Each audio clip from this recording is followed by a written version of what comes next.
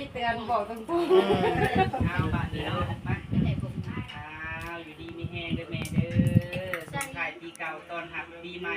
พี่แหละมาพดทรงในตู้อยู่เฮือนแม่บิ่งพี่แหละให้อยู่ดีมีแห้งเด้อแม่เด้อให้เป็นหุ่มโพหุ่มไส้ให้ลูกให้หลานตลอดปีตลอดไปให้เบิ่งผลสำเร็จของลูกเนาะให้อยู่ดีมีแห้งได้เป็นหุ่มโพหุ่มไส้ให้ลูกให้หลานอะไรว่าผิดพลาดประการใดผ่านมากับบ่ให้มีบาปมีกรรมขอบ่ให้มีขอให้อภัยลูกหลานเด้อแม่เด้อให้ผิดพลาดไปเลยให้อยู่ดีมีแห้งเป็นหุ่มโพหุ่มไส้ให้หาเบิ่งผลสำเร็จของลูกอาจจะซ่าแน่แต่ก็สิพยายามเก็บให้ดีที่สุดใส่ปุ๋ยอะไรพยายามใส่ปุ๋ยกระต่ายเนาะให้มันไม่ได้ผลไว้เลย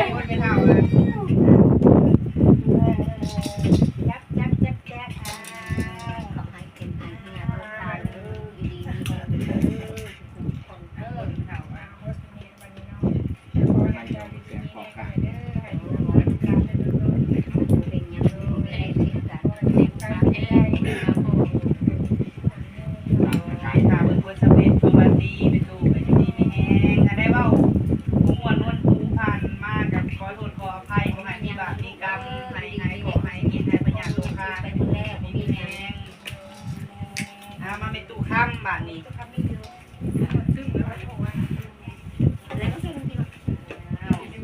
จังทองจังยาเมืองไทยปีเก่าตอนรับปีใหม่เด้อเป็นตู้เด้อขอให้เราดีมีแรงเป็นวงโพวงไส้ให้ลูกให้หลานได้รวยและนี่ต่อไปขึ้นเพื่อนใหม่ลูกสาวไปวิ่งโคเก็ตนั่นแหละว่าสูงนะขอให้มันยืนขึ้นในตู้นี่แหละใครก็ได้ขอให้เป็นตู้เป็นวงโพวงไส้ให้ลูกให้หลานหาเบิ่งผลสำเร็จของแม่บิ้งของพ่อเพียรของเปาคามีลาตีและก็เบิดสุขุทุกคนนะตู้เด้อให้เจ้าอยู่ดีมีแห้งบ่ให้ดีพญาติพะเยาได้ส่งท้ายปีเก่าต้อนรับปีใหม่นี่มีแต่สิ่งดีๆเข้ามาในตู้เอ้ยอยู่ดีมีแห้งนะตู้เด้อฟ้าจะเข้ามาบ่ได้เข้ามาไทยไม่ตามผ่านนี่บ่ไทยคนแรกตัวคนอย่างกันอย่างคนฝันคนใจในงานเป็นอย่างนั้นประตูให้ไปสุขความสำเร็จเด้อเสร็จแล้วถึง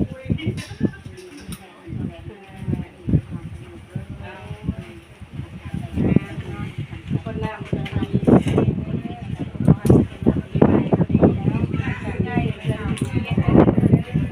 จับสิฮดแก้วก่อนมาเอื้อยไปนั่งเด้อสิฮดให้นี่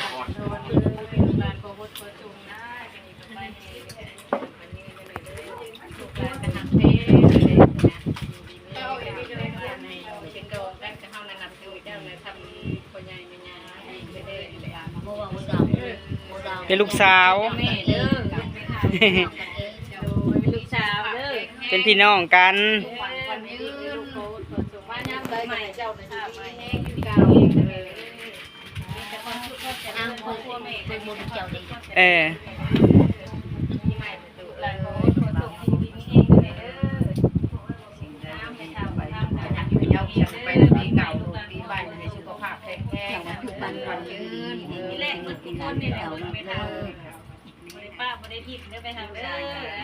เบิ่งแย่งกันไม่ตู้เอ้ยอ้าวคนจิฮดชงไม่เท่า4289นี่บ่เนาะ6395นี่บ่ว่าออกมาเบิดโลดสารภาพเบิดโลด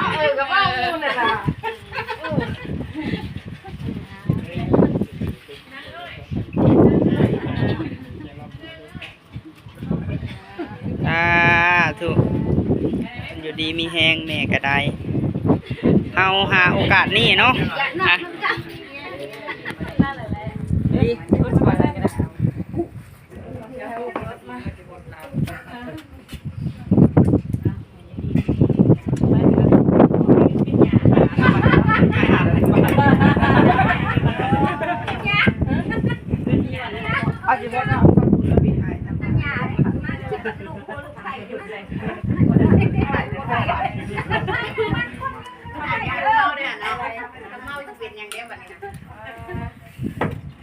ที่บดทรงเอื้อยก่อนพี่น้องเอ้ย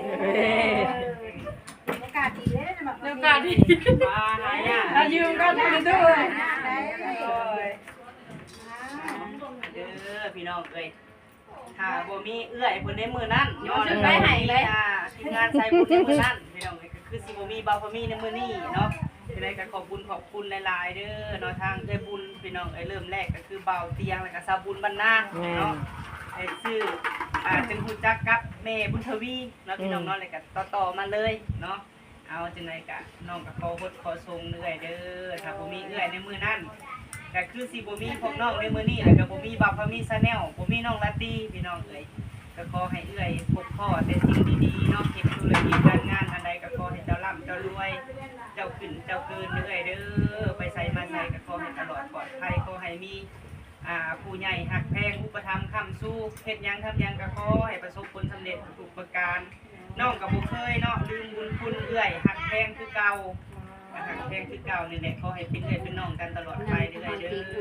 ดีมีแรงนำคอยผู้ที่เพิ่นบุกเบิกก่อนแล้วก็ผู้ที่เพิ่น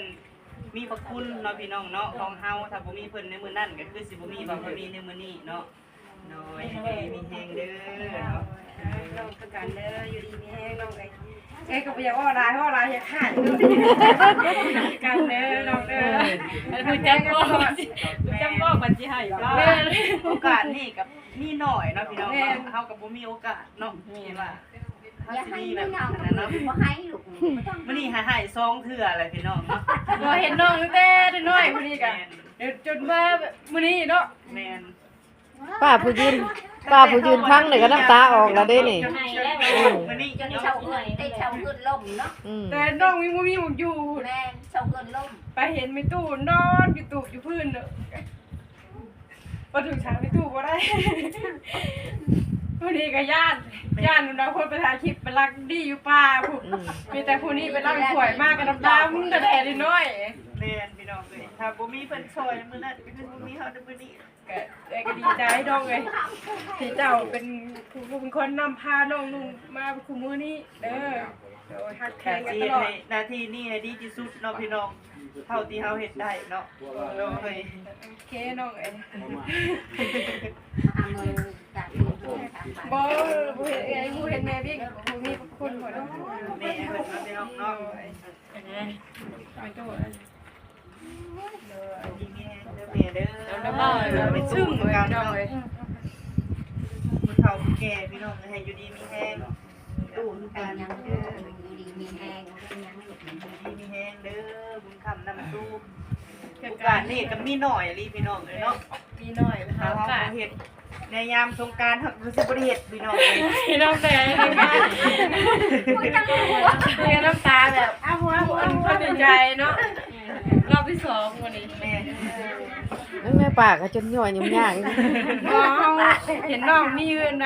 ประสบการณ์ที่ชมสำเร็จเขาก็ดีใจแล้ว แม่นเลย เป็นน้ำตาแห่งความสุขแม่ ใจให้ความสุข น้ำคอยเอ่ยน้ำคอยอ้ายจึงได้มีวันนี้เอาน่ะ เราเห็น เด็กเก่าตาเป็นหอบมือเล็กอันนี้นะมัดไว้ในแอวกลมๆนะเงยนะอันนี้นะมาได้เพื่อเขาแม่ปัด เจี๊ยไข่เฮ้ยไข่ก้อย ไปเชิญเขาจะได้อย่างนั้นเขากำลังแม่กำลังซอยลูกส่งลูกเรียนเรียนซื้อเลยสองคนมันจุกเลยมันคือแบบก็ในครัวแต่มันไม่รู้แรงซอย แรกก็ไอ้ที่เฮาก็ไปเฮ็ดไทยเฮ็ดนาอยู่บ้านโคกพุ่นแหละแต่ว่าพี่ก็ยังอายพี่น้องเนาะบ่มันมีบ่กล้าเข้าคลิปบ่กล้าไปรี่ได้ทำไม เขาไปที่นี่ไม่ได้เป็นดูอยู่พื้นสูงหักเป็นเด็กตู้หักยุแต่บินหันวันนี้มันหักเลยเราอยู่พื้นสูงมีแต่ละตีมาแต่ละหัวน้อยอยู่ดำๆมา ลางควย อ้ายหันไม่ได้ว่าไปตัดไม้จริงอ่ะ ตัด อ้า ไม้ ยสุดดี มีมือไปจังไม้ แต่ก็ไปเฮ็ดนาอยู่บ้านโคกพุ่นนาบ้านบ่เทพุ่น ไปเก็บหัวไอ้ แต่พอดีที่ว่ากล้าออกกล้องกับมือที่ว่าซื้อที่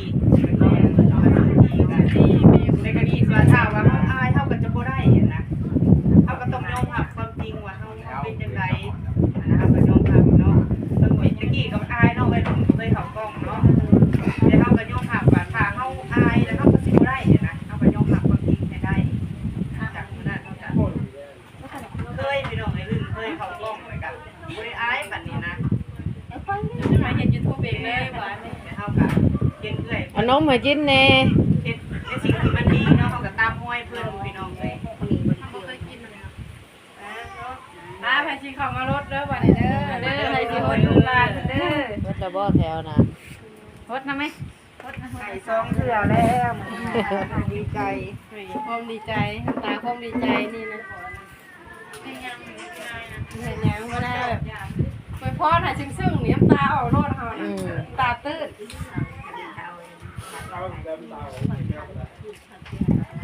น้ำขัง สาวน้อยกับนั่งแหล่เด้บ่มาฮดแม่เฒ่าบ่ ไม่ใช่แหละ มาฮดแม่เฒ่าแน่ มาทำไม นั่งแหล่เด้ ขอปิด มา ท้าย ไปเท่าเด้อลูกหลานเด้อ เออ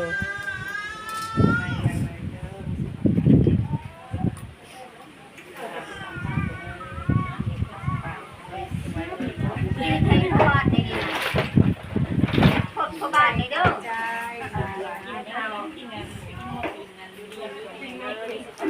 ก็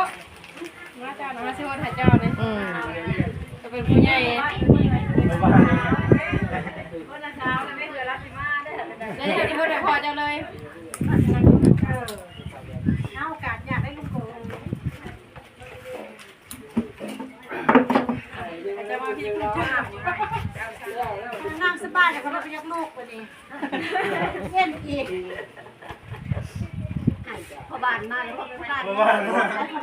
โอ้พ่อบ้าน เขาโวยเป็นโรงอาหารเลย พ่อบ้านว่าเนี่ย เสียงดังไรเข้ามา คุณเบิร์ดคุณเฒ่าได้บุญเบิร์ดทุกคนผู้ใหญ่ก็เฮา บ้า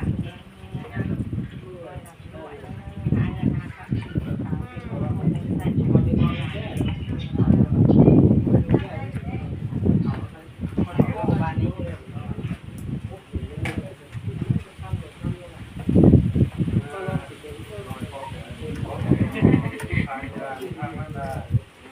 คืออะไรเราอ่ะ อืม เอาทรงคอยคอยดูนี่แห้งผ่านวันนี้ผ่านเลยพอเด้อ อย่าหายเลย ถูกเลยครับ อย่าให้ปิดแล้วก็ไหน ถูกแล้วพอนี่แห้งน้ำกันไปน้ำกันเด้อพอเด้อ ใช่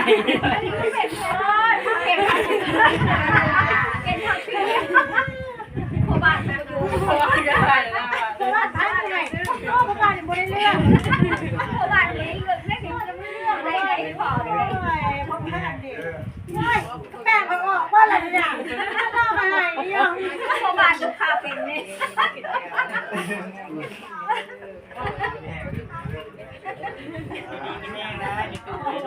พ่อมึงก็ทำเป็นทุกอย่างเลยพ่อทำเป็นทุกอย่างนะ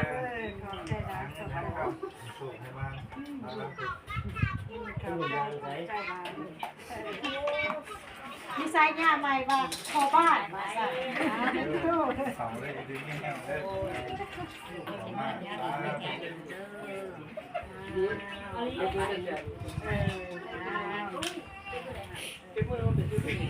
มันเป็นลูกบ้านพี่ได้บ้านนี้นะเอาฝากเราลงพี่ได้บ้านนี้ บ้านใหม่บ้านใหม่เราซื้อใหม่ซื้อใหม่ ว่าลูกสาวก็ว่าได้เนาะเดี๋ยวอยู่ดีแม่กูเด้ออยู่กับลูกหลานนะหลานต่อไปลูกนี่มาทำหอยอยู่ในนี้เป็นอะไรบ้านของบ้านจะที่ไหนเดี๋ยววันนี้นะเอาแล้วก็เอา แต่เก่าก็ทางว่าง่าย นี่ อยู่เมือง จืดนะนี่ จะน่ากินกว่าได้ดีนะ หนังมันอยู่มือนี่ไปนี่เราจะได้กินอะไรนี่คือบางทีทางนอกในคดีก็มีมันจะว่าอะไรมันตามไหนมันแข็งมันแข็งมันมีนะ ไม่ใช่ตามตัว ได้คงไม่ได้ขาย ตัว เราอ่านไม่ได้ไม่ทำงานยังไม่ได้ขายได้เลยแจ็คเป็นในวัดเชื่อ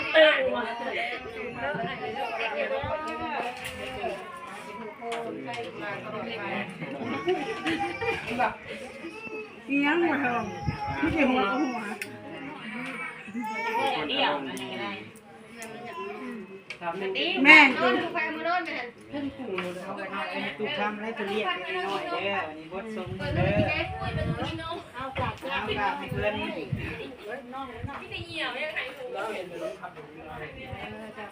จะอยู่ดีมีแห้งเด้อเป็นคนใจจุ่มเก้าของกดใจพาเอื่อยน้ำพาเอื่อยมาหาน้องหาลุงเด้อเนาะ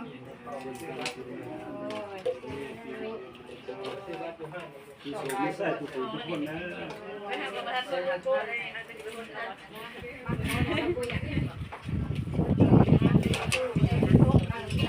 ไม่ไงได้เนี่ยลูกไงลูกไง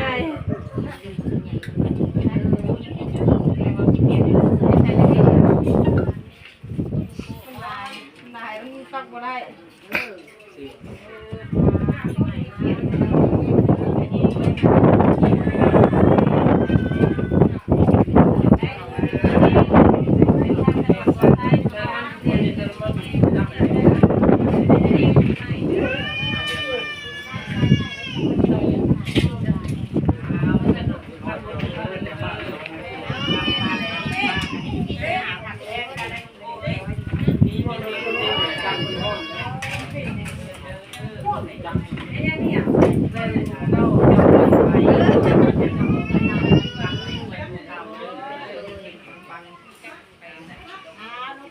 ขอบใจเด้อเป็นนายทางให้ลูกใหญ่เด้อเด้อ เอากราบขอบโมกขอบใจเด้อเบิ่นทุกผู้ทุกคนขอโทษขออภัยยายแก้วนะลืมสบายดีพ่อแม่พี่น้องเบิดทุกคน ตอนนี้ก็สิจบคลิปแล้วยายแก้วขอจบคลิปก่อนเด้อพี่น้องเอ้ย เอามา